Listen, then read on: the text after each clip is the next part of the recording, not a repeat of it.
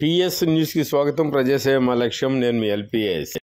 ప్రపంచ ర్యాబీస్ వ్యాధి దినోత్సవాన్ని పురస్కరించుకొని శనివారం పల్నాడు జిల్లా సత్తెనపల్లి నియోజకవర్గం సత్తెనపల్లిలోని జిల్లా పరిషత్తు ఉన్నత బాలికల పాఠశాలలో ర్యాబీస్ వ్యాధిపై అవగాహన కార్యక్రమం నిర్వహించడం జరిగింది.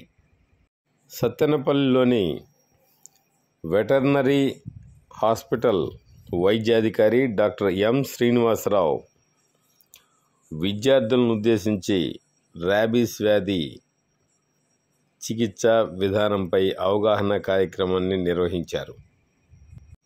ఈ కార్యక్రమంలో పాఠశాలలోని ఉపాధ్యాయులు, సిబ్బందితో పాటు విద్యార్థులు పాల్గొన్నారు.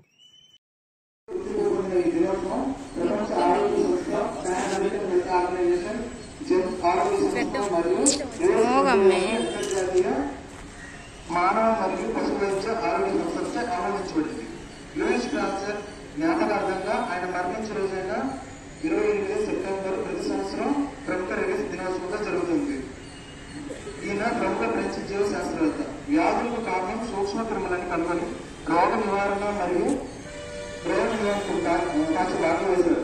టీకాల ఆవిష్కరణకు ఇతర ఆర్జులు ఇతరే మొట్టమొదటిసారిగా ర్యాబీస్ వ్యాధి కోసం టీకాలు తయారు చేశారు.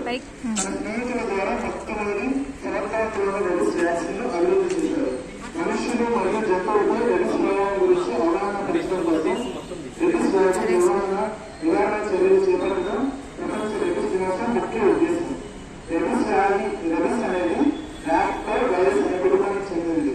RABE వైరస్ వల్ల కలిగే తీవ్రమైన వైరల్ ఇన్ఫెక్షన్ సంభవిస్తుంది. ఈ వైరస్ సోకిన జంతువు మరొక జంతువు లేదా మనుషులు కలిసినప్పుడు లేదా దాని గోడల కంటి గీత పడినప్పుడు దాని లాలాజలం ద్వారా ర్యాబీస్ ప్రసారం జరుగుతుంది. పెంపుడు జంతువులు మనుషులు గాయాల దగ్గర నాటినా సరే దాని లాలాజలం ద్వారా ఈ వ్యాధి సోకుతుంది.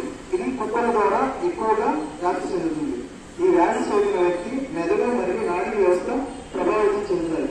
కాబట్టి దీన్ని త్వరగా నివారణ ర్యాబీస్ లక్షణాలు ప్రారంభ దశలో నిర్దిష్టంగా ఉంటాయి, కానీ చివరకు శ్వాసకోశ, జీర్ణాశయం మరియు కేంద్ర నాడీ వ్యవస్థలను ప్రభావితం చేస్తాయి.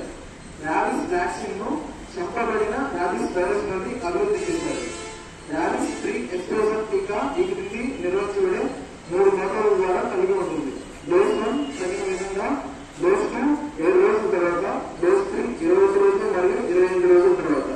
బూస్టర్ డోసు మోతాదులు మరియు రోగ నిరోధక శక్తి కోసం వైద్యులు లేదా ప్రయోగశాలను క్రమం తప్పకుండా కలవాలి.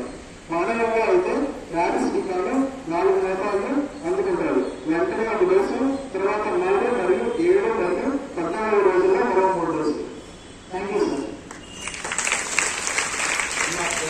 ఒక్క విషయం చెప్తాను. మీకు పదాలు వెళ్ళేటప్పుడు, మీ చుట్టాల ఇంటికి వెళ్ళేటప్పుడు ఎప్పుడన్నా స్ట్రీట్ ఆఫ్ మిమ్మల్ని వెంటబడి కలిస్తే వెంటనే భయపడద్దండి అమ్మా. దానికి రిలీజ్ వ్యాధి అనేది ప్రాణాంతకరపు వ్యాధి, కానీ దానికి నివారణ కొరకు ఇప్పుడు టీకాలు ఉన్నవి. భయపడకూడదు. వెంటనే కలిసిన వెంటనే మన ఇంట్లో లైఫ్ బాయ్ సబ్బు కానీ డెటాల్ కానీ నీళ్ళలో వేసుకొని అది శుభ్రంగా కడిగేసేది వెంటనే. అప్పుడు దాదాపు వైరస్ 70 నుంచి 80% పోతుంది బయటకు, మనం వాష్ చేస్తే. ఏమన్నా అర్థమైందండి? పాపలు అర్థమైందమ్మా? వెంటనే ఆ కలిసిన ఆ గాయాన్ని వెంటనే మనం లైఫ్ బాయ్ సబ్బు కానీ మన ఇంట్లో డెటాల్ ఉన్నా ఆ నీళ్ళు పెట్టి వెంటనే కడిగేసుకొని తర్వాత మన హాస్పిటల్కి వెళ్ళి 3 డోసులు కలిసిన రోజు, 7వ రోజు, 14వ రోజు, 9, 21వ రోజు కూడా వేస్తారు. కాబట్టి ఈ ర్యాబీస్ ని మీరు రాబోయే మీ పిల్లల తరాలకి వీళ్ళకి ఇది మాత్రం గుర్తుపెట్టుకోండి.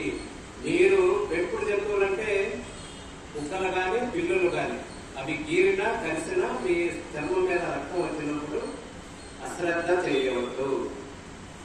ఈ జబ్బు వచ్చిన తర్వాత వ్యాధికి ట్రీట్మెంట్ లేదు.